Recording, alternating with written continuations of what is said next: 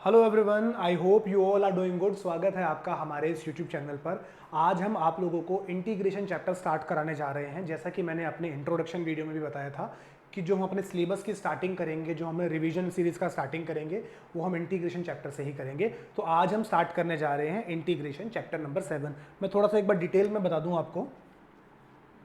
Chapter number 7, chapter number 8, chapter number 9, 3 chapter ये हुए। इससे ऊपर 2 चैप्टर और हैं, चैप्टर 5, चैप्टर 6। तो ये 5, 6, 7, 8, 9 ये सारे चैप्टर मिलके बनाते हैं एक पोर्शन जिसे बोलते हैं कैलकुलस। और कैलकुलस का वेटेज हमारे पेपर के लिए अबाउट 35 मार्क्स है, जिसमें ये 2 चैप्टर, चैप्टर नंबर 5 डिफरेंशिएशन वाला, chapter number 6 application of derivatives. तो ये जो ऊपर का पार्ट है इसे कहा जाता है डिफरेंशियल कैलकुलस। चैप्टर 7, 8, 9 ये है आपका इंटीग्रल कैलकुलस। तो ये दोनों मिला के लगभग 35 मार्क्स का पोर्शन है। तो हम यहां से स्टार्ट करने जा रहे हैं अभी। तो अभी आपको इसी सीक्वेंस में कराएंगे चैप्टर 7, 8, 9। पहले इंटीग्रल कैलकुलस आप लोगों को हम करा रहे हैं, क्योंकि साल के इस समय तक मैक्सिमम लोग डिफरेंशिएशन को करना अच्छे से जानते हैं। और मैं थोड़ा इसका वेटेज बता दूं, अभी 2023 में जो पेपर हुआ था दिल्ली वाले रीजन में, 11 मार्क का तो चैप्टर 7 मिला, 5 मार्क का चैप्टर 8 मिला, और 9 मार्क चैप्टर नंबर 9 आपको मिला 5 मार्क्स का। तो ओवरऑल 21 मार्क्स का आपका इंटीग्रल कैलकुलस था। तो अच्छा खासा अमाउंट है 21 मार्क्स। तो इसी से ही हम स्टार्ट करने जा रहे हैं। तो without wasting any kind of time मैं सीधा सीधा टॉपिक स्टार्ट कर रहा हूँ। देखिए, इंटीग्रेशन लोगों को परेशान भी करता है, लोगों को डर भी लगता है इंटीग्रेशन से, लेकिन जिस तरीके से हम आपको कराएंगे, हमारे साथ साथ चलते रहिए, कोई प्रॉब्लम आने नहीं वाली आप लोगों को। आप वो पल ढूंढते रह जाएंगे कि अब मुश्किल आएगा, अब मुश्किल आएगा, अब मुश्किल आ जाएगा, लेकिन ऐसे ही निकल जाएगा। अब मुश्किल आपको लगेगा ही नहीं, अगर आप साथ साथ जैसे जैसे हम करा रहे हैं वैसे वैसे करते चले जाएंगे। तो आइए स्टार्ट करते हैं इंटीग्रेशन बिना समय बर्बाद करें। तो चैप्टर नंबर 7 है आपके बुक में, इंटीग्रल्स। इंटीग्रेशन भी कह देते हैं। 2 तरह के इंटीग्रल्स हमें पढ़ने हैं। एक है हमारा इनडेफिनिट इंटीग्रल्स,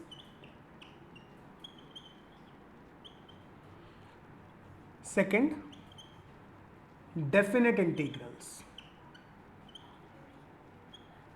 तो हम इनडेफिनिट इंटीग्रल से स्टार्ट करेंगे।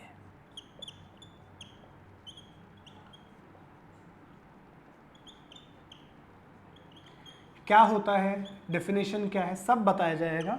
बस ज़रा शांति से देखिए, शांति से बैठिए।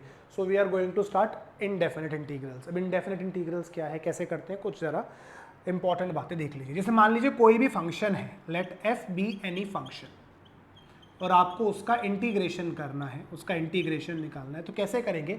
स्टेप नंबर 1 आप लिखेंगे लेट आई। जब हम डेरिवेटिव करते थे, मान लो आपको साइन एक्स का डेरिवेटिव करना है, तो वहां लिखा जाता है ना लेट वाई। तो यहां लिखते हैं let I. I stands for integral. फिर आप इंटीग्रेशन का साइन बनाएंगे। ये इंटीग्रेशन का साइन है, सब लोग जानते हैं, आप लोगों ने देखा होगा पहले भी। ये इंटीग्रेशन का साइन है।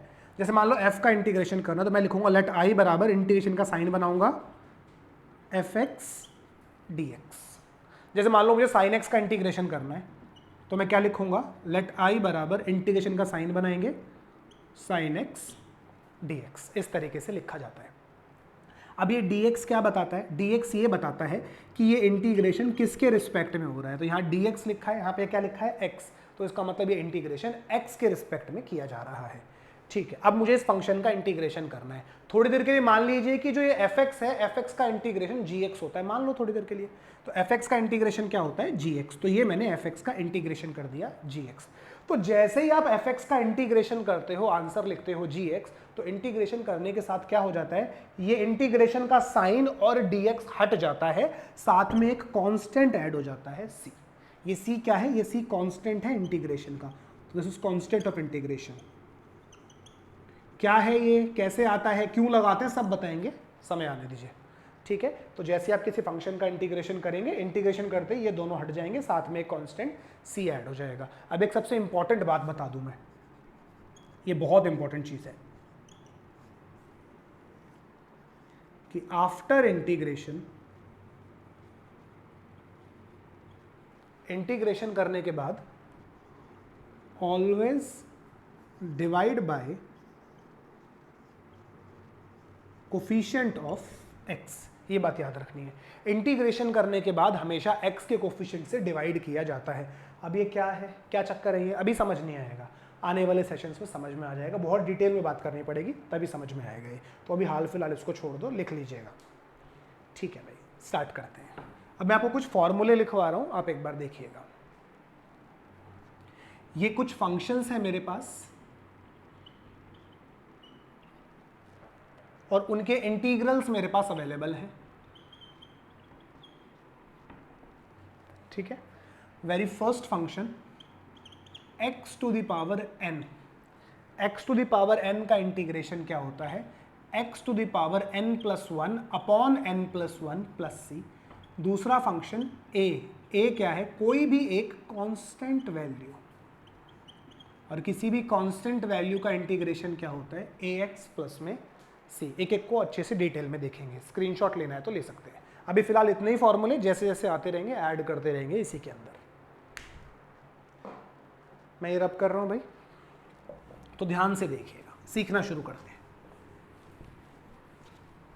देखिए भी पहला फॉर्मूला बढ़ा रहे हैं आपको इंटीग्रेशन में। पहला formula x to the power n, तो x to the power n का इंटीग्रेशन क्या होता है, x to the power n plus 1 upon n plus 1 plus में c।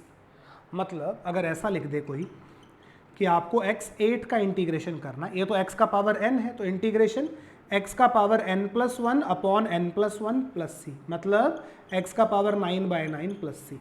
मान लीजिए आपको x4 का इंटीग्रेशन करना है, तो ये तो x का पावर n है, तो इंटीग्रेशन x का power n plus 1 upon n plus 1 plus C. मान लीजिए आपको x का पावर अल्फा का इंटीग्रेशन करना है, तो क्या होगा ये, x का power alpha plus 1 upon alpha plus 1 plus में सी। मान लीजिए आपको इंटीग्रेशन करना है x का पावर पाई माइनस 1 का, तो क्या होगा, x का power pi minus 1 plus 1 upon pi minus 1 plus 1 plus में सी। ये 1 1 कैंसिल हो जाएगा, x पाई अपॉन पाई इसका आंसर आ जाएगा। बेसिक सी चीज़ है। एक और देखिए, मान लीजिए आपको x का इंटीग्रेशन करना है, तो ध्यान से देखिए, this is not x, this is x का पावर 1, तो ये तो x का पावर n कंसिडर होगा। अगर ये x का पावर n है तो इसका इंटीग्रेशन क्या होगा, x का power n plus 1 upon n plus 1 plus में c। As simple as that. ये सब लिखने की जरूरत नहीं है, बस देखते रहिए, समझते रहिए, जो लिखने वाली चीज़ें बता देंगे आप लोगों को। चलिए कुछ एग्जाम्पल्स और देखते हैं। मान लीजिए मुझे इंटीग्रेशन करना है रूट एक्स का, मुझे इंटीग्रेशन करना है x का पावर 3/2, x का पावर 5/2, एक और लिख लेते हैं x का पावर 9/2। इसके बात करते हैं पहले। अभी मेरे पास सिर्फ एक सिंपल इंफॉर्मेशन है कि मुझे x का पावर n का इंटीग्रेशन पता है, जो क्या होता है, x का पावर n प्लस 1 अपॉन में n प्लस 1 ये होता है। बट ये तो रूट एक्स लिखा है, अगर ये रूट एक्स लिखा है तो आप इसको x का पावर हाफ लिख सकते हो। So this is nothing but x का पावर n। अगर ये x का पावर n है तो इसका इंटीग्रेशन क्या होगा, x का पावर n प्लस 1 अपॉन में n प्लस 1 प्लस में c। अब आप इसको नोटिस करो, इसको ऐड करो, यहाँ लिख रहा हूँ मैं, इसके बाद इसको ऐड करो तो ऊपर हो गया x का पावर 3/2, नीचे भी हो गया 3/2 प्लस में c। नेक्स्ट स्टेप में ये 2 घूम के ऊपर आ जाएगा, तो ये क्या बन गया इंटीग्रेशन 2/3 x का पावर 3/2 प्लस में c। बिल्कुल सिंपल है, आराम से बनेगा। और देखते हैं, जैसे मान लीजिए मैं इंटीग्रेशन करना चाहता हूँ x का पावर 3/2 का, तो ये तो x का पावर n लिखा है, तो आंसर आएगा x का पावर n प्लस 1। 3/2 में 1 जोड़ा तो ऊपर हो गया 5/2, नीचे भी तो 5/2 होगा, ये 2 घूम के ऊपर चला गया, so we have 2/5 x 5/2 plus में c। और देखिए मान लीजिए मुझे इंटीग्रेशन करना है x 5/2 का, तो ये हो गया x 7/2, नीचे भी 7/2 होगा जो कि 2/7 प्लस c हो जाएगा। सिमिलरली यहाँ आ जाओ, ये तो x 9/2 है, अगर x 9/2 है तो इंटीग्रेशन x 11/2, नीचे भी 11/2 होगा जो कि 2/11 हो जाएगा। इस तरीके से इसको किया जा सकता है। ठीक है, बेसिक सी चीज़ है, लिखने की जरूरत नहीं है, बस देखते रहिए।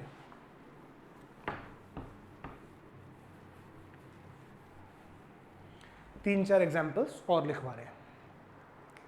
देखिए मान लीजिए मुझे इंटीग्रेशन करना है 1/x² का, 1/x6 का, 1/x7 का, 1/x का पावर p, एक और ले लेंगे कहीं पे, चलो पहले इसे देखते हैं। मुझे इन सब का इंटीग्रेशन करना है। तो देखिए अभी मेरे पास एक सिंगल इन्फॉर्मेशन अवेलेबल है। क्या इन्फॉर्मेशन अवेलेबल है? x का पावर n। मैं सिर्फ और सिर्फ x का पावर n का इंटीग्रेशन जानता हूँ। ये तो 1/x² लिखा है, तो आप इसको x का पावर n में कन्वर्ट कर लो। कैसे कन्वर्ट करोगे? ऊपर ले जाओ, पावर नेगेटिव हो जाएगी। सो दिस इज x का पावर -2 dx। अब ये x का पावर n बन गया। अगर ये x का पावर n है तो इंटीग्रेशन क्या होगा? x का पावर n+1 अपॉन में n+1 प्लस में c। हाँ जी, ऊपर नोटिस करो, ऊपर -1 हो गया, नीचे भी तो -1 हो गया। अब ये नेगेटिव को मैंने यहां लिख दिया। ये x का पावर -1 है, इसको 1/x लिखा जा सकता है। तो दिस इज 1/x प्लस में c। तो 1/x² का इंटीग्रेशन क्या निकल कर आया? -1/x। दोबारा 1/x² का इंटीग्रेशन क्या निकल कर आया? -1/x। जीवन में दोबारा कभी नहीं निकालना, इसको रट्टा लगा लो, फॉर्मूले की तरह याद कर लेंगे लर्न कि 1/x² का इंटीग्रेशन कितना होता है? -1/x। बहुत काम आएगा, तो मैं फॉर्मूलों में ऐड कर दे रहा हूँ, आप भी कर लेना। 1/x² का इंटीग्रेशन होता है -1/x प्लस में c। बहुत सिंपल है, आराम से देखिए। अब मान लीजिए ये x को ले लेते हैं, 1/x करना है, तो उसको मैं क्या लिखूंगा? x का पावर -6 dx। इसका इंटीग्रेशन n+1 अपॉन n+1, -6 में 1 जोड़ोगे तो -5 अपॉन में -5 प्लस में c। चाहो तो पावर को नीचे लाके पॉजिटिव कर दीजिएगा। हाँ जी, इसको क्या लिखेंगे? ये हो गया x का पावर -7 dx। तो इसका इंटीग्रेशन x का पावर -6 अपॉन में -6 प्लस में c। ठीक है, जैसे ये मान लो मैं लिख दिया 1/x का पावर n, तो इसको ऊपर ले जाइए। इसका इंटीग्रेशन x का power -n+1 upon -n+1 plus में c। As simple as that, आराम से हो जाएगा। आगे बढ़ते हैं, मैं रब कर रहा हूँ उसको, किसी को स्क्रीनशॉट लेना हो तो ले लीजिए, बट लिखने की कुछ जरूरत नहीं है अभी।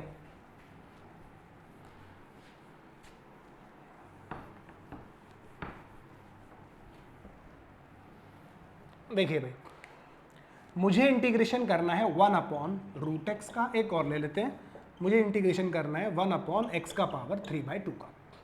तो अगेन मेरे पास अभी इंफॉर्मेशन है x का पावर n, और उसी से मैंने बनाया 1/x²। 1/x² का इंटीग्रेशन क्या होता है? -1/x। ये तो 1/√x, तो इसे x का पावर n में कन्वर्ट कर लो। कैसे कन्वर्ट करेंगे? ये x का पावर हाफ है, इसको आप ऊपर लेके चलिए, तो दिस इज x का पावर -12। अब ये x का पावर n बन चुका है। अगर ये x का पावर n है तो integration n+1 upon n+1 plus में c। हाँ जी, सॉल्व करिए। ऊपर 1 में से हाफ गया तो ऊपर रह गया x का पावर हाफ, नीचे भी रह गया हाफ प्लस में c। ये 2 घूम के ऊपर आ गया, और ये x का पावर हाफ है, इसे आप लिख सकते हो √x प्लस में c। तो आप नोटिस कीजिए 1/√x का इंटीग्रेशन क्या निकल के आया? 1/√x का इंटीग्रेशन निकल कर आया 2√x। दोबारा 1/√x का इंटीग्रेशन क्या निकल कर आया? 2√x। इसे भी जीवन में दोबारा कभी नहीं निकालना, एज अ फॉर्मूला रट्टा लगा लो, याद कर लो, काम आएगा, बहुत काम आएगा। तो इसको भी हम फॉर्मूलों में लिख ले रहे हैं कि 1/√x का इंटीग्रेशन क्या होता है? 2√x प्लस में c। ठीक है भाई, तो मैं इसको रब कर दे रहा हूं। अब तक मैं 4 बातें सीख चुका हूं, 3-4 बातें। जैसे पहला, मुझे पता लग गया x का पावर n, जिसका इंटीग्रेशन होता है x का power n+1 upon n+1 plus c। इसी से हमने बनाया 1/x²। 1/x² का आंसर मैंने याद कर लिया है -1/x। फिर इसी से हमने जनरेट किया 1/√x, और 1/√x का इंटीग्रेशन क्या होता है? 2√x प्लस में c। ये भी हमने याद कर लिया है। आगे बढ़ते हैं अगले पड़ाव पे। तो ये तीनों बातें हमारी क्लियर है, पहला भी क्लियर, ये थर्ड भी क्लियर हो गया, फोर्थ भी क्लियर हो गया। अब इसकी बात करते हैं ए क्या है? कोई भी एक कांस्टेंट वैल्यू, और किसी भी कांस्टेंट वैल्यू का इंटीग्रेशन क्या होता है? ax। इसको डिटेल में पढ़ते हैं, बहुत प्रॉब्लम करता है बच्चों को ये। ए क्या है? कोई भी एक कांस्टेंट वैल्यू, और किसी भी कांस्टेंट का इंटीग्रेशन क्या होता है? ax प्लस में c। अब देखो बाजू में ना ये कांस्टेंट लिखा हुआ नहीं आएगा, आपको पहचानना पड़ेगा क्या कांस्टेंट है। इंटीग्रेशन के अंदर बच्चा यही सबसे ज़्यादा मार खाता है, वो कांस्टेंट ही नहीं पहचान पाता कि ये कांस्टेंट लिखा हुआ है। अब ये दिखाते, चिंता ना करिए, देखते रहिए। तो कांस्टेंट की पहचान कैसे करेंगे आप? कांस्टेंट की पहचान आप ऐसे करेंगे, देखिए रिस्पेक्ट किसकी है? x की, और ये क्या लिखा हुआ है? a। तो ये कांस्टेंट है भाई, जिसकी रिस्पेक्ट है, किसका रिस्पेक्ट है? x का। तो x को छोड़ के सब कांस्टेंट है, तो x को छोड़ के सब कांस्टेंट है। तो कांस्टेंट का इंटीग्रेशन क्या होता है? ax। आसान भाषा में कांस्टेंट का इंटीग्रेशन क्या होता है? उसके बाजू में x लगा दो, बात खत्म। जैसे 5 5 तो कांस्टेंट है। इंटीग्रेशन क्या होगा, इसके बाजू में x लगा दो। जैसे मान लीजिए मुझे 6 का इंटीग्रेशन करना है, इंटीग्रेशन क्या होगा, बाजू में x लगा दो। मान लीजिए मुझे अल्फा का इंटीग्रेशन करना है, अरे रिस्पेक्ट x की है और ये कौन है, अल्फा, फिर तो ये कांस्टेंट है। अगर ये कांस्टेंट है तो इसके बाजू में x लगा दो ना, अल्फा x प्लस सी। मान लो मुझे 1 का इंटीग्रेशन करना है, 1 तो कांस्टेंट है तो बाजू में x लगा दो, तो 1 के बाजू में x लगाया तो दिस इज x प्लस सी। अब बच्चा फंसता कहाँ है, अब बच्चा यहाँ फंसता है। मान लो अगर मैं किसी से पूछूं साइन ए का इंटीग्रेशन बताओ, तो मैक्सिमम लोग साइन ए का इंटीग्रेशन माइनस कॉस से बता देंगे कि सर साइन ए का इंटीग्रेशन माइनस कॉस से होगा, बिना सोचे समझे। तो यही सबसे बड़ा ब्लंडर होता है कि बच्चा पहचान नहीं पा रहा। तो आओ मैं पहचान करवाता हूँ, ये नहीं होगा इसका इंटीग्रेशन। इसका इंटीग्रेशन क्या होगा मैं दिखाता हूँ। देखिए रिस्पेक्ट किसका है, रिस्पेक्ट है एक्स का, और ये क्या लिखा हुआ है ए, तो ए तो कांस्टेंट है। अगर ए कांस्टेंट है तो फिर ए का साइन भी तो कांस्टेंट होगा। इट मींस साइन ए पूरी की पूरी चीज क्या कहलाएगी, कांस्टेंट। अब बच्चे कहते हैं सर साइन कैसे कांस्टेंट हो गया, तो कांस्टेंट का साइन से कोई लेना देना नहीं है। साइन से कांस्टेंट होना या वेरिएबल होने का कोई लेना देना नहीं है। मैं एग्जांपल देता हूं, जैसे एग्जांपल के तौर पे ये सुनिए, क्या π/6 एक कांस्टेंट है, definitely it is a constant. अगर π/6 एक कांस्टेंट है तो आप π/6 पे साइन अप्लाई करो, तो साइन π/6 भी एक कांस्टेंट होगा। कैसे देखते हैं, साइन π/6 का वैल्यू जानते हैं आप लोग, साइन π/6 का वैल्यू कितना होता है, हाफ, तो हाफ तो एक कांस्टेंट होता है ना। तो अगर ए कांस्टेंट है तो ए पे साइन अप्लाई करोगे, साइन भी कांस्टेंट, तो साइन ए कांस्टेंट हो जाएगा। सो ये पूरी की पूरी चीज एक कांस्टेंट है, तो ये ध्यान रखना है आपने। तो अगर ये पूरी चीज कांस्टेंट है तो कांस्टेंट का इंटीग्रेशन क्या होता है, उसके बाजू में x लगा देने का बस। तो इसके बाजू में x लगा दो, तो क्या लिख देंगे इसको, x sin a प्लस में c। अब कोई कहेंगे सर आपने इधर x लगाया उधर क्यों नहीं लगाया, चलिए देखिए, अगर कई लोग ऐसे लिख देंगे बाजू में x, तो कई टीचर या कई स्टूडेंट्स इसको साइन ax पढ़ लेंगे। साइन ax का मतलब वो इसको एंगल में कंसीडर कर सकते हैं, तो देखने में भी अच्छा नहीं लग रहा है। तो हमने इसीलिए उस x को इस तरफ लिख लिया, सो दैट कि कोई कंफ्यूजन ही ना हो। बट स्टिल अगर कोई चाहता है कि नहीं मैं तो राइट में ही x लगाऊंगा, तो राइट में लगा लेते हैं x। अगर आपको राइट में x लगाना है तो फिर आप ऐसे लगाइए, ठीक है, क्योंकि ऐसे लगने में पढ़ने में किसी को धोखा हो सकता है। कोई बंदा ये सोच सकता है कि ये साइन ax लिखा है, साइन ax मतलब वो इस x को इसके एंगल में कंसीडर कर सकता है, ये गलती हो सकती है। इसीलिए कोशिश कीजिए कि साइन को पहले ही लगाइए, x को पहले ही लगाइए। बट अगर किसी का बहुत मन है कि नहीं मैं तो बाद में ही लगाऊंगा, तो ऐसे लगाइए, बिल्कुल परफेक्ट है ये, ठीक है। आई होप आपको समझ आ गया होगा। और देखिए जैसे मान लीजिए tan इनवर्स बीटा, इसका मुझे इंटीग्रेशन करना है, तो घबराने की जरूरत नहीं है। रिस्पेक्ट किसकी है, x की, ये क्या लिखा है बीटा। अगर ये बीटा है तो फिर tan इनवर्स बीटा भी कांस्टेंट हो गया। तो ये पूरा चीज कांस्टेंट है, तो इंटीग्रेशन क्या होगा, बाजू में x लगाने का, दैट्स इट, बात खत्म हो गई। बात समझ में आ रही है, बिल्कुल सिंपल है, आराम से हो जाता है, ठीक है भाई, बढ़िया। मैं इसको रब कर दे रहा हूं।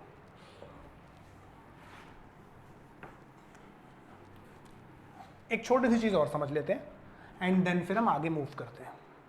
भाई देखिए यहाँ पे आपको बिल्कुल बेसिक से सिखाया जा रहा है, बिल्कुल कहते हैं ना जीरो से हीरो की तरफ लेके जाएंगे, बिल्कुल एक एक चीज कुछ नहीं छोड़ेंगे।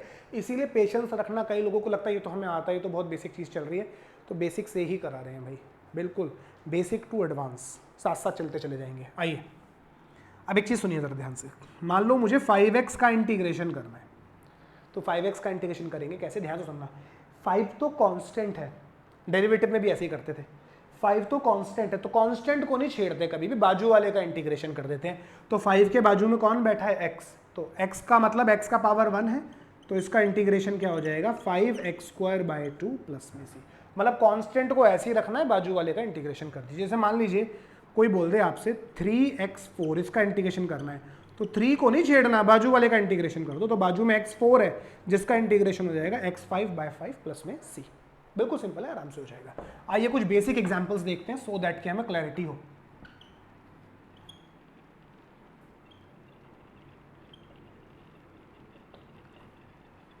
इसका इंटीग्रेशन करना है, कैसे करेंगे, एक एक टर्म से बात करते हैं। ये तो x का पावर n है, तो x4/4 हो गया, प्लस ये भी तो x का पावर n है, तो x3/3 हो गया, ये भी x का पावर n है, तो ये x²/2 हो गया। ये 1 है, 1 मतलब कांस्टेंट, कांस्टेंट का इंटीग्रेशन क्या होता है, बाजू में x लगाने का, तो 1 का इंटीग्रेशन हो गया प्लस x प्लस में c। बिल्कुल सिंपल सी चीज है। और देखते हैं एग्जाम्पल नंबर 2।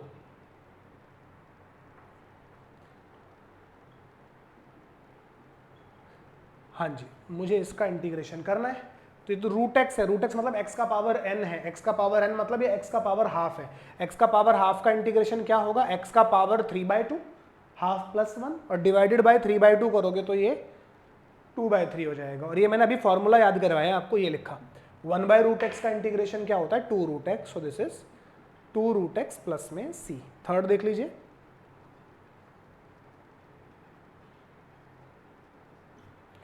इसका आपको इंटीग्रेशन करना है तो बहुत आराम से हो जाएगा। देखिए ए तो कांस्टेंट है, छेड़ने का नहीं, बाजू वाले का इंटीग्रेशन x² का इंटीग्रेशन x³/3, बी को नहीं छेड़ना, x का पावर 1 का इंटीग्रेशन x²/2, सी तो कांस्टेंट है, कांस्टेंट का इंटीग्रेशन क्या है, बाजू में x लगाने का प्लस सी। अब इनसे कंफ्यूज मत हो जाना, ये कैपिटल सी है या स्मॉल सी है, बट अगर फिर भी किसी को कंफ्यूजन तो जरूरी है सी लिखना है, के लिख दो जो तुम्हें अच्छा लगे, कांस्टेंट तो कुछ भी हो सकता है, ठीक है ना। तो ऐसे घबराना नहीं है इन सब चीज़ों से। तो यहाँ तक बेसिक बातें थी, इतना हमने सीख लिया। अब जितना हमने सीखा उस सबको एक सिंगल क्वेश्चन में पिरो देते हैं, सो दैट कि हमें समझ में आ जाए कि हमने अभी तक कितना सीखा है, और फिर इस टॉपिक को फर्दर आगे लेके चलते हैं। तो देखिए भाई, आपसे बोल रहा है ये इंटीग्रेशन सॉल्व करिए,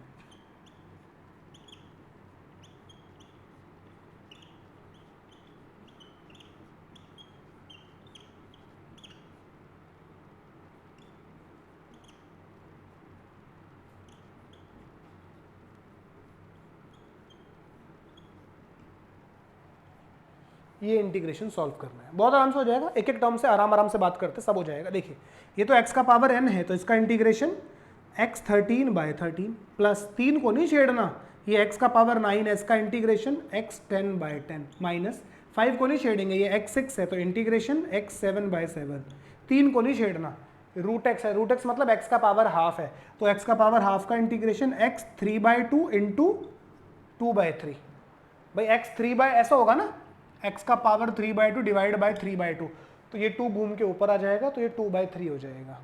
ये फॉर्मूला याद कराया है 1/x² का, वो लिखा 1/x² का इंटीग्रेशन -1/x, ये क्या लिखा है 1/√x, 1/√x का इंटीग्रेशन हो गया 2√x। अब सबसे ज्यादा परेशान करने वाली टर्म है ये p का पावर q, इसका इंटीग्रेशन क्या होगा। तो देखिए रिस्पेक्ट किसका है, x का, क्या यहाँ पे आपको कोई x नजर आ रहा है, मुझे तो नहीं आ रहा, तो इसका मतलब ये कांस्टेंट है। अगर ये चीज कांस्टेंट है तो इंटीग्रेशन क्या होगा, इसके बाजू में x लगेगा, इसका मतलब आंसर आ जाएगा x p का पावर q प्लस में c। This is the final thing. अगर किसी को कुछ काटना है, कुछ कट रहा है तो काट सकते हैं इस तरीके से, तो इस तरीके से ये प्रॉब्लम हो जाता है। तो ये हमारा बेसिक्स था थोड़ा सा। अब इसको एक स्टेप फर्दर लेके चलते हैं, ध्यान से सुनिएगा, मैं सब रब कर रहा हूँ बोर्ड पे से जो भी लिखा हुआ है।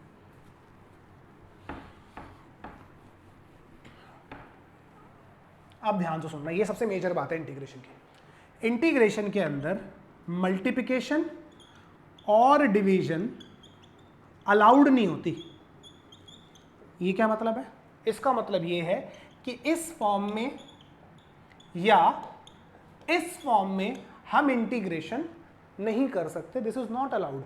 डेरिवेटिव के अंदर प्रोडक्ट के लिए अपने पास लड़ने के लिए प्रोडक्ट रूल होता है, कोशंट या डिवीजन के लिए अपने पास कोशंट रूल होता है, बट इंटीग्रेशन में अपने पास ऐसा कोई रूल नहीं होता।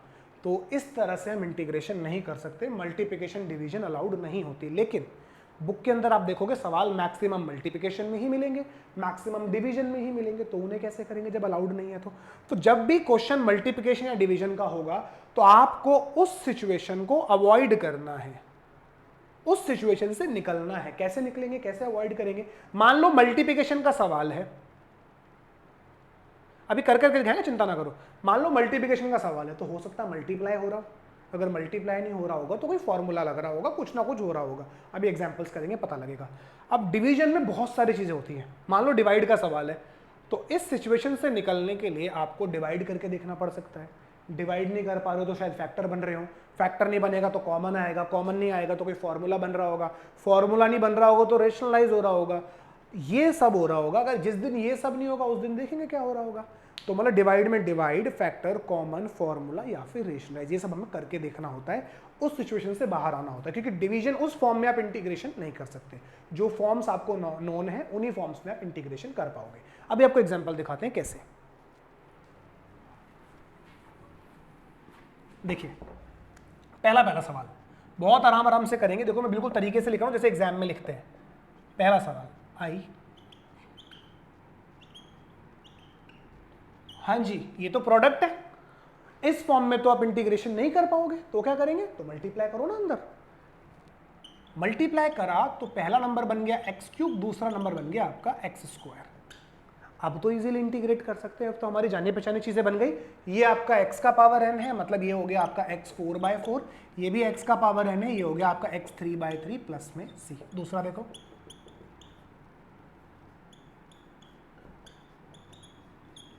ये तो प्रोडक्ट है, इस फॉर्म में तो आप इंटीग्रेट नहीं कर पाओगे, तो मल्टीप्लाई करो। भाई यहां नहीं कर सकते, उस फॉर्म में लाना पड़ेगा जिस फॉर्म में आप कर सकते हो। आप देखो ना, इस फॉर्म में तो कर सकते हैं ना, इसका इंटीग्रेशन भी हम जानते हैं, इसका भी जानते हैं, तो लाइकवाइज ये प्रोडक्ट में तो नहीं कर सकते, तो पहले प्रोडक्ट को खोल लो। कैसे खोलेंगे, देखिए एक्स स्क्वायर माइनस का 2x और माइनस का x, तो ये माइनस का 3x प्लस का 2। अब देखिए ऐसी फॉर्म बन गई जिसे हम जानते हैं, एक एक टर्म से बात हो जाएगी। एक्स स्क्वायर का इंटीग्रेशन क्या होगा, x 3/3 माइनस 3 को नहीं छेड़ना, ये x का पावर 1 है, एक्स स्क्वायर बाय 2, 2 तो कांस्टेंट है, इंटीग्रेशन क्या होगा, बाजू में x लगेगा, दैट्स इट। आगे आइए, मन में कोई सवाल नहीं रखना, सबके जवाब दे देंगे। मान लो मुझे इसका इंटीग्रेशन करना, यार ये तो प्रोडक्ट है, इस फॉर्म में तो नहीं कर पाओगे, तो कोई बात नहीं, इसको अंदर भेजो, मल्टीप्लाई करो। तो जब ये देखो ये एक्स स्क्वायर में मल्टीप्लाई होगा, तो बेस सेम पावर ऐड होती है मल्टीप्लिकेशन में, इफ यू रिमेंबर, छोटी क्लासेस में पढ़ा होगा ना, a to the power m into a to the power n क्या होता है, a to the power m plus n। तो देखो इसकी पावर हाफ है और इसकी पावर 2 है, तो हाफ में 2 जोड़ के देख लो, ये सब आप कर लोगे यार, 5/2। तो जब ये इसमें मल्टीप्लाई होगा तो पहला नंबर देगा x का पावर 5/2, अगला देगा इसका पावर हाफ है, इसका पावर 1 है, ये मिलेगा आपको x का पावर 3/2, और प्लस जब ये रूट एक्स 1 में मल्टीप्लाई होगा तो यहां मिलेगा आपको सिंपली रूट एक्स। अब आप इनका इंटीग्रेशन आराम से कर सकते हो, ये x का पावर n है, ये भी x का पावर n है, ये भी x का पावर n है, तो आइए देखिए x का पावर n है तो इंटीग्रेशन 7/2, नीचे भी 7/2 होगा जो कि 2/7 हो जाएगा। हाँ जी, ये हो गया x का पावर 5/2, यहाँ पे आ जाएगा 2/5, ये हो जाएगा x का पावर 3/2 और यहाँ पे हो जाएगा 2/3 प्लस में c। बिल्कुल सिंपल है, आराम से हो गया। और देखते हैं नंबर 4,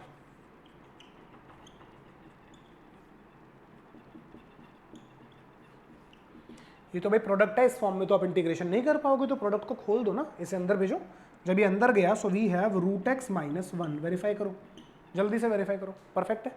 जब ये अंदर मल्टीप्लाई हुआ, ये 1 में मल्टीप्लाई हुआ रूट एक्स, ये रूट एक्स से रूट एक्स कैंसिल होके यहाँ पर 1 आ गया। अब आप इसका इंटीग्रेशन इजीली कर सकते हो, ये तो x का पावर n है, इसका इंटीग्रेशन x 3/2 2/3, इतनी बार हो गया, फॉर्मूला सा याद हो गया है, तो 1 का इंटीग्रेशन x हो गया प्लस में c, as simple as that.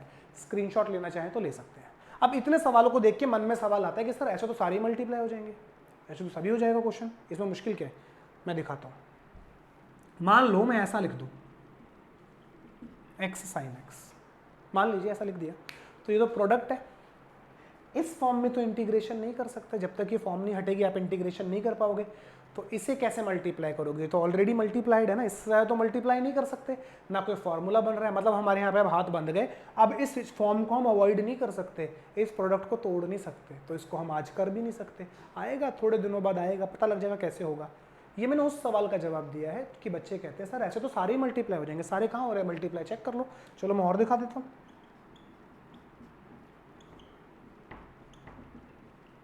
जैसे मान लो ये सवाल है, अब ये रूट को अंदर कैसे, फिर रूट अंदर लाके भी क्या ही हासिल होगा आपको, चलो फंस जाओगे ना बहुत ज़्यादा, अगर ऐसे भी लिख दोगे तो मल्टीप्लिकेशन कैसे करोगे, कैसे अवॉइड करोगे, इस फॉर्म से कैसे बाहर निकलोगे, तो हर बार नहीं हो पाएगा, इनका होगा बाद में जब फ्यूचर में आएगा तो, ठीक है कि नहीं। तो कहने का मतलब सिर्फ इतना सा है कि मल्टीप्लाई हो रही है तो कर दीजिए, फॉर्मूला लग रहा है तो लगा दीजिए, अगर वो चीज़ नहीं हो रही है तो शायद वो बाद में अभी हमारी होगी, ठीक है ना। आगे बढ़ा रहे हैं, इसको मैं रब कर रहा हूँ।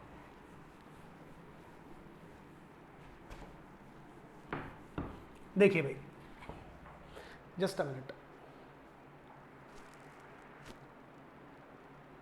देखिए भाई जरा ध्यान से, एग्जाम्पल ग्रेजुअली आगे बढ़ते चले जाएंगे, आप देखते रहिए बस।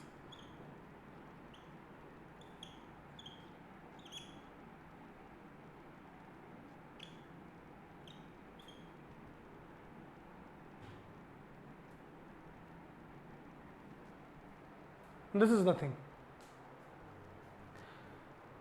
ये एक डिवीजन है, ये एक डिवीजन है, इस फॉर्म में आप इंटीग्रेट नहीं कर सकते, तो इस सिचुएशन को अवॉइड करना पड़ेगा। कैसे अवॉइड करोगे? डिवाइड, फैक्टर, कॉमन, फॉर्मूला या फिर रेशनलाइज। सबसे पहला काम है कि आप डिवाइड करके देखो। अब डिवाइड करने का मेरा क्या सेंस है, मैं डिवाइड करने का मतलब बता रहा हूं। इसको अलग अलग सबके नीचे लिख दो, एक बार ये इसके नीचे, एक बार ये इसके नीचे, एक बार ये इसके नीचे करके देखते हैं। इसे डिवाइड करना बोल रहा हूं मैं, एक बार ये इसके नीचे, एक बार ये इसके नीचे, एक बार ये इसके नीचे। तो आइए करते हैं। तो जब ये इसके नीचे गया तो x मिला, जब ये इसके नीचे गया तो 1 मिला, जब ये इसके नीचे गया तो 1/x² मिला। इजीली हो गया। अब जब हमने इसको डिवाइड कर दिया तो देखो कितना इंटरेस्टिंग फॉर्म मिला। ये तो हमें पता है, दिस इज x का पावर n, तो ये हो गया आपका x²/2।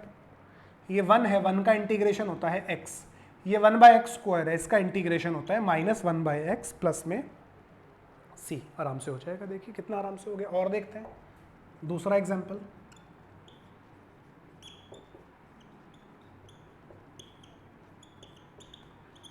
यार ये तो डिवीजन है, इस फॉर्म में तो आप इंटीग्रेट नहीं कर पाओगे, तो कोई बात नहीं, डिवाइड कर लो। डिवाइड करना मतलब अलग अलग करना, एक बार ये इसके नीचे, एक बार ये इसके नीचे और एक बार ये इसके नीचे। आपने बचपन में एक चीज पढ़ी होगी, डिवाइड में अगर पावर बेस सेम हो तो पावर्स लेस होती है।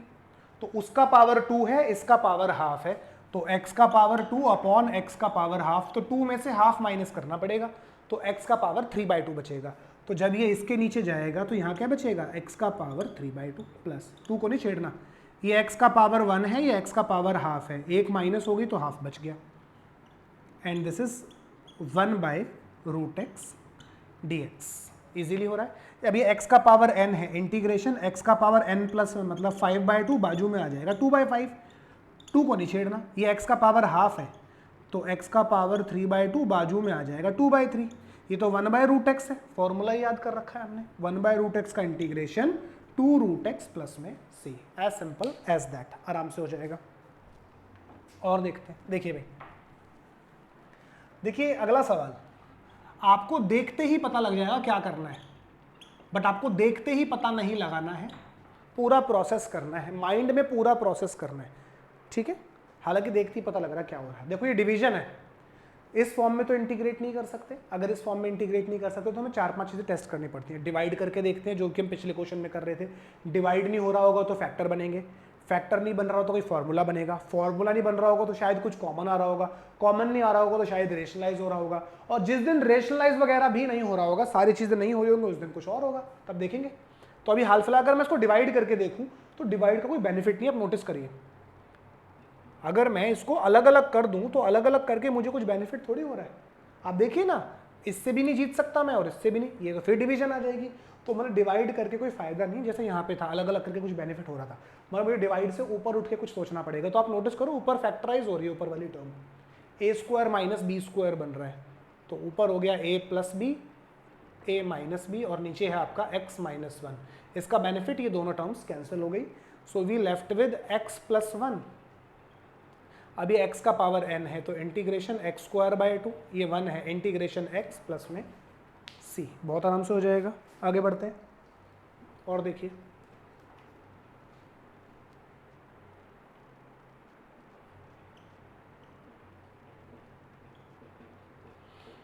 हाँ भाई ये डिवीजन है, इस फॉर्म में तो इंटीग्रेट नहीं कर पाएंगे। तो आप देखो ना, ऊपर वाले के फैक्टर बन रहे हैं, आपको नजर आ ही रहा होगा, ऊपर वाले के फैक्टर बन रहे हैं। ये x का पावर 4 लिखा है, तो a² माइनस b² लगाइए, तो this is a minus B, a plus B upon x minus 3 dx। But इसका तो कुछ बेनिफिट नहीं हुआ। आप नोटिस करिए, एक बार और फॉर्मूला लग सकता है यहाँ पे a² माइनस b², तो this is a minus B, a plus B, x² plus 9 dx।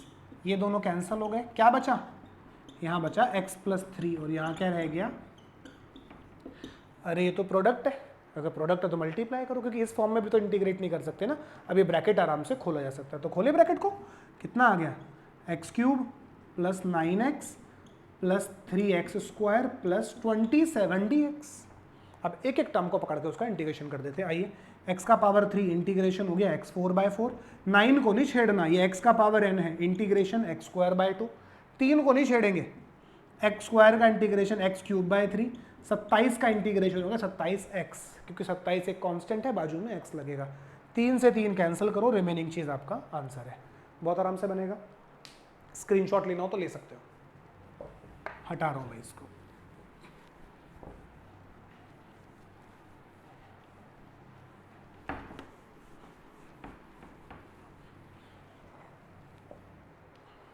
देखिए भाई,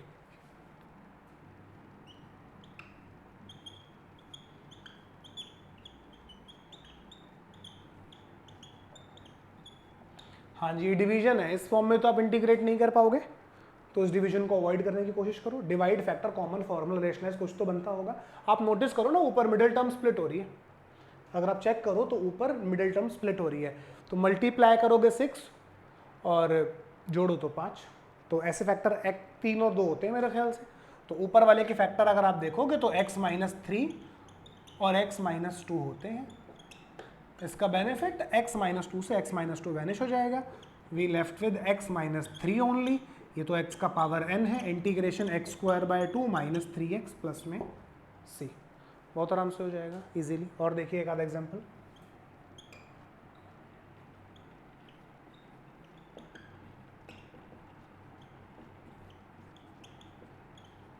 इसका इंटीग्रेशन करना है। देखिए डिवीजन है, इस फॉर्म में तो इंटीग्रेशन नहीं कर सकते, तो डिवाइड फैक्टर कॉमन फॉर्मूला ये सब चीज़ें हमें सोचनी पड़ेंगी कि क्या कर सकते हैं इस सिचुएशन को अवॉइड करने के लिए।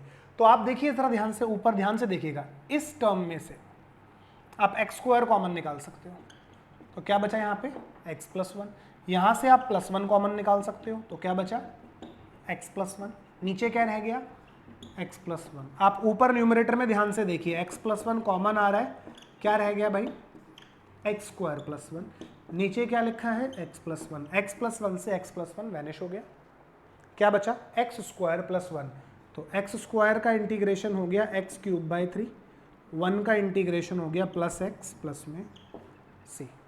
एक चीज़ मैं बताना भूल गया, मैं शुरू से बता रहा हूँ दोबारा, ये dx साथ में लिखते रहना है जब तक इंटीग्रेशन नहीं कर दे रहे, जब तक इंटीग्रेशन नहीं हो रहा ये इंटीग्रेशन का साइन और dx साथ में चलेगा। कई बच्चों ये dx लिखना भूल जाते हैं तो टीचर मार्क्स काट लेते हैं, आधा पौना मार्क्स उड़ा देंगे आप लोगों का।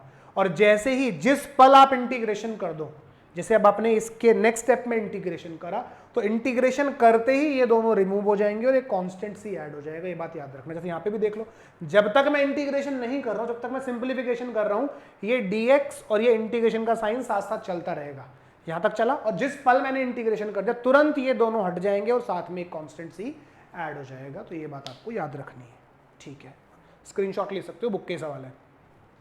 आगे बढ़ते हैं।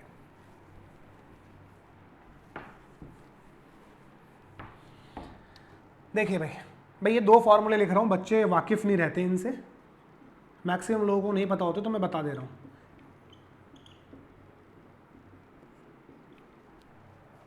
a³ प्लस b³ क्या होता है, a plus B a² minus ab plus b²। एक फॉर्मूला हो रहा है ऐसा ही, a³ माइनस b³, ये होता है आपका a minus B a² plus ab plus b²। इन पे कुछ क्वेश्चंस देखते हैं, बड़े इंटरेस्टिंग है, आराम से बनेंगे। देखिए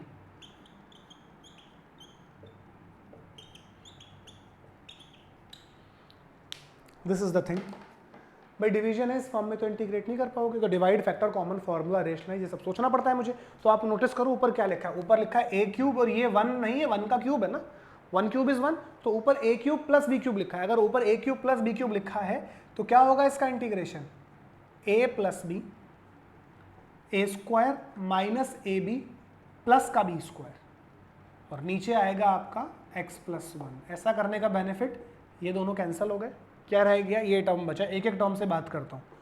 x² का इंटीग्रेशन x³/3, ये x का पावर 1 है, इंटीग्रेशन x²/2, ये 1 है, इसका इंटीग्रेशन हो गया x प्लस में c। दूसरा देखिए,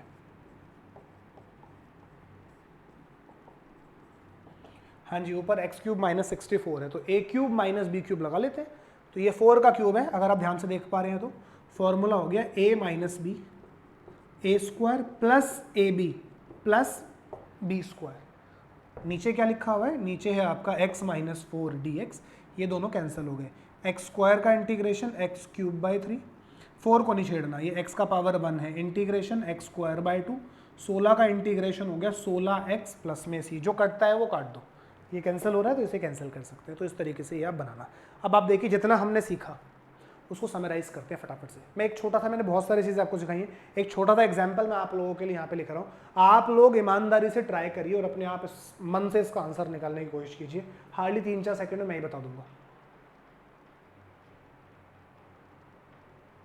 10 लिखा है,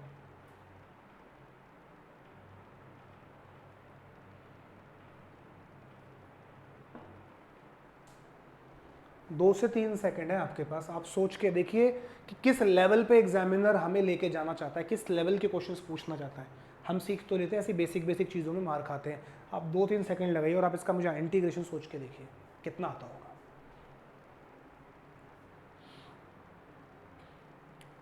ठीक है, सोच लिया, जरा जाइए। देखिए भाई बहुत ध्यान से, रिस्पेक्ट किसकी है, घबराना नहीं है, कभी क्वेश्चन देख के डरना नहीं है। रिस्पेक्ट किसकी है, एक्स की। क्या इस पूरे एक्सप्रेशन में कहीं आपको एक्स नजर आ रहा है? मुझे तो नहीं आ रहा। तो अगर इस एक्सप्रेशन में एक्स नहीं है तो ये एक्सप्रेशन क्या कहलाएगा, कांस्टेंट। अगर ये कांस्टेंट है तो कांस्टेंट का इंटीग्रेशन क्या होता है, बाजू में एक्स लगाएंगे बस। तो इसका आंसर आ गया एक्स टेन स्क्वायर ए प्लस बी प्लस सी। इतनी बेसिक सी बात है, बच्चे पता नहीं क्या क्या करते रहते हैं। कितना बेसिक है, आराम से हो जाता है। जिसके बेसिक्स क्लियर है उसका सब क्लियर है। एक एग्जांपल और लास्ट है आज की क्लास के लिए।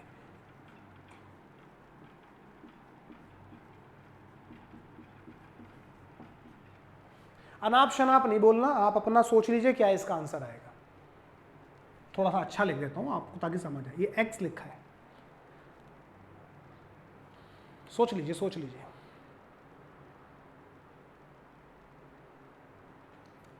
इससे पहले यहां आ जाओ, ये तो कांस्टेंट था ना। कांस्टेंट का इंटीग्रेशन क्या होता है, बाजू में एक्स लगा देते हैं, वो आप लगाते रहना। इससे डील करवाता हूं। अगर आपसे कोई 5x7 का इंटीग्रेशन करने के लिए कहे तो क्या करोगे? 5 तो कांस्टेंट है, कांस्टेंट को थोड़ी छेड़ते, कांस्टेंट तो ऐसे का ऐसे ही लिखा रहेगा। बाजू में जो लिखा है उसका इंटीग्रेशन करो। कांस्टेंट के बाजू में कौन बैठा है, x का पावर 7, तो इंटीग्रेशन x8/8। लाइकवाइज नोटिस करो ये तो कांस्टेंट है, कांस्टेंट को नहीं छेड़ना, कांस्टेंट तो ऐसे ही लिखा रहेगा। कांस्टेंट के बाजू में कौन बैठा है, x का पावर 1, x का पावर 1 का इंटीग्रेशन क्या होगा, x² प्लस में c। इतनी सिंपल सी बात है, बिल्कुल आराम से बन जाता है। जिसके बेसिक्स ठीक है वो सब ठीक है। चलिए कुछ मैं एग्जांपल्स दे रहा हूँ, आप होमवर्क लगाइएगा एंड नेक्स्ट सेशन में मिलेंगे। अब मेरी कोशिश रहेगी कि रोज़ाना रात को 8 से 8:30 के बीच में एक वीडियो अपलोड हो जाए और आप रेगुलर लगे रहिए मेरे साथ साथ। तो डे बाय डे ग्रेजुअली हम आगे बढ़ते रहेंगे, जल्दी से चैप्टर को वाइंड अप करेंगे। तो कुछ क्वेश्चंस आप ट्राई कर सकते हो। होमवर्क लिख देते हैं, देखिए।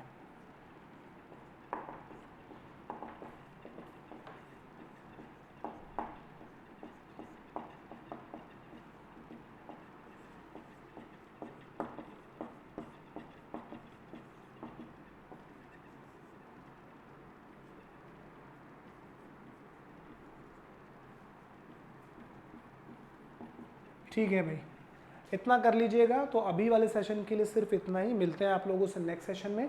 Till then goodbye, God bless you all.